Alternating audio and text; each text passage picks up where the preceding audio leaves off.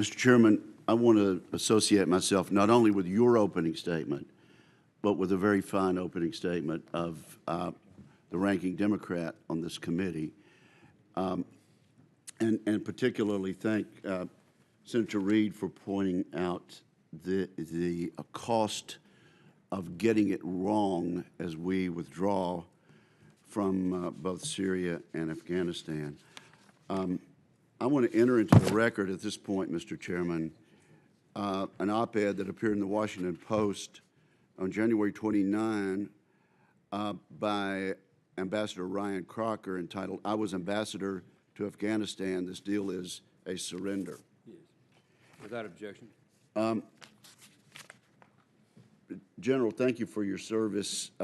Just to follow up on a couple of points that Senator Reid made. With regard to the $4 billion a year contribution, you're not quite sure that it would still be that amount, but it's close to that amount that we would still be obligated to pay, and we still need to contribute, and we would not have the oversight on the ground that we have now.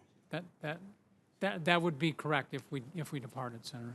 And I think also Senator Reid pointed out that this agreement with regard to the Taliban in Afghanistan has been made without the participation of the government of Afghanistan. That is correct, is it not?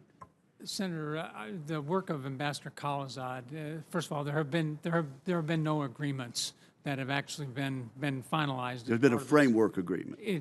What I would describe his work is creating a framework for continuing discussions moving forward here.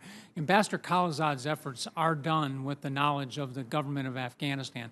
They are aware that we are doing this, and they have supported our efforts to get this process started. Ultimately, we need to get to a Taliban-Afghanistan discussion. Only they will be able to resolve the key issues involved in the dispute. In the op-ed that I've entered into the record, Ambassador Crocker points out the framework was reached without the involvement of the Afghan government. He goes on to say that the Taliban has said all along that it refuses to negotiate with the government, considering the government the illegitimate puppet of the United States occupation. His opinion is, by acceding to this Taliban demand, we have ourselves delegitimized the government we claim to support.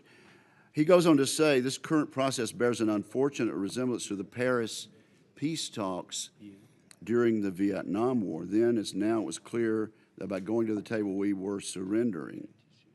Further, Ambassador Crocker says the United States could announce that talks won't proceed beyond the framework to matters of substance without the full inclusion of the Afghan government. Right now, the inclusion of the Afghans is only theoretical, and I think you touched on that, General. We could also note that unless some other solution is found, the U.S. troops will remain in Afghanistan as long as the current government wants them. The current government of Afghanistan wants us to continue our presence there. Is that right, General Votel?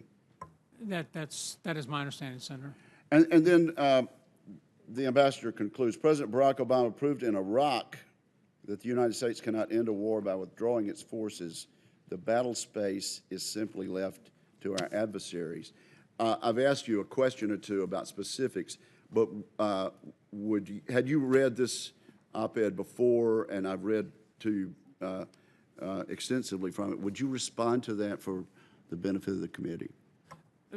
Senator, I have read Ambassador Crocker's article here, or his editorial, and I know Ambassador Crocker. I deeply respect him. He's certainly one of our leading experts on the region here, and a keen observer of what is happening out there. From my position as a CENTCOM commander and my discussions with Ambassador Khalilzad and with General Miller on the ground here, I would characterize where we are in the process as very, very early in the process.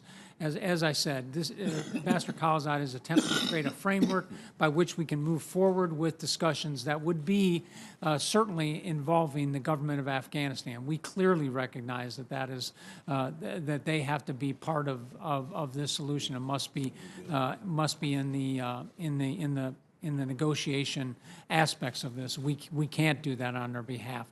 But I do recognize also that the government of Afghanistan is being consulted as Ambassador Khalilzad does his work. They're being kept informed of this and are aware of the work that we are doing to move forward on these talks. Well, let me just say, I appreciate your answer. I hope that turns out to be true. And I just want it to be said that the concerns in this city are bipartisan concerns and based on advice and counsel that we receive from people who've been involved in this for a long, long time and who understand how important it is for us to get this right. Thank you, sir.